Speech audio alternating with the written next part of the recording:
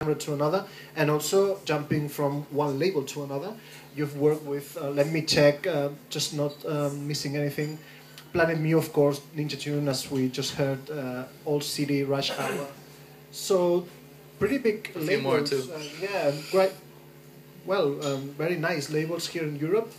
So, you feel lucky, kind of, to work with those people. Yeah, totally. Like the Rush Hour one, for instance, I just did 112. Actually, I've done a few remixes, but I did that 112, and then I played Amsterdam like 3 times in 6 months. And I was like, oh, this is incredible. I had no idea that that's what that was going to mean, like getting to come to Amsterdam 3 months, or 3 times in a row.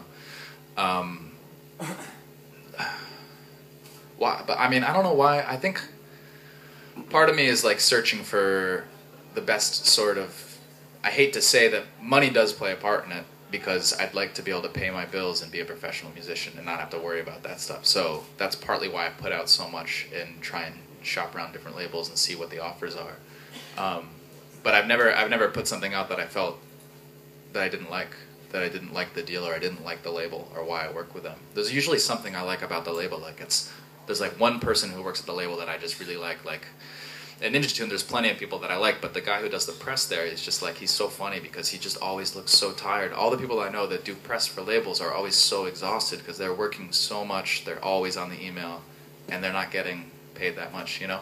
So like they must really love the music. So I have so much time for him. Like if he hits me up on email, I'll just be like, how are you? You know, let's talk for a bit. But there's something about working with an independent label. Even if Ninja Tune seems like this really huge label, it's still an independent label. It's not like I send music to the label and I have no idea who's listening to it. It's like 3 or 4 people, you know, maybe more, but it's not like a major label, you know. Do you feel like it's important to work with labels nowadays that maybe they are not so important, or they don't have the importance that they used to have because of in the internet, of course, and it's easy to just make a track and put it out by yourself?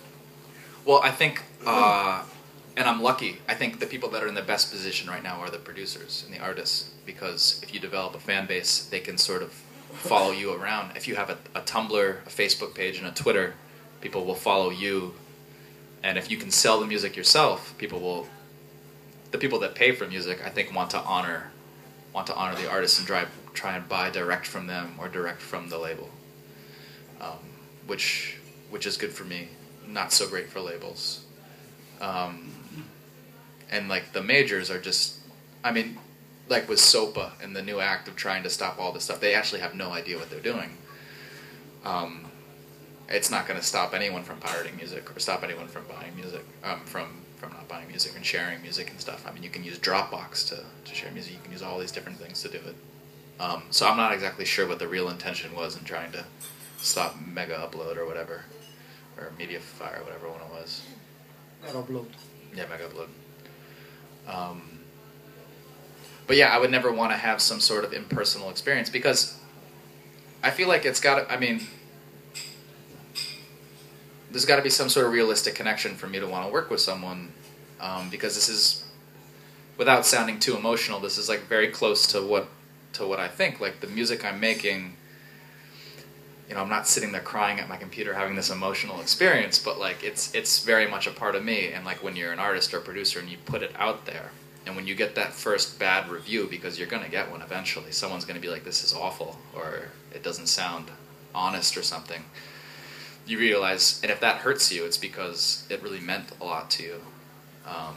And also there's this great article written by this guy, I forget who it is, but he talks about once you start making a living from your art, once you start paying your bills from it, and your livelihood come from the money you make from making your music or your art or whatever it is, and if that starts getting attacked by press, you feel this like really sort of intense personal attack.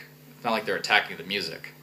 And I think that's one good way of staying, and I haven't stayed anonymous. People know that in like 2 seconds on Google you can find out who is Falty DL.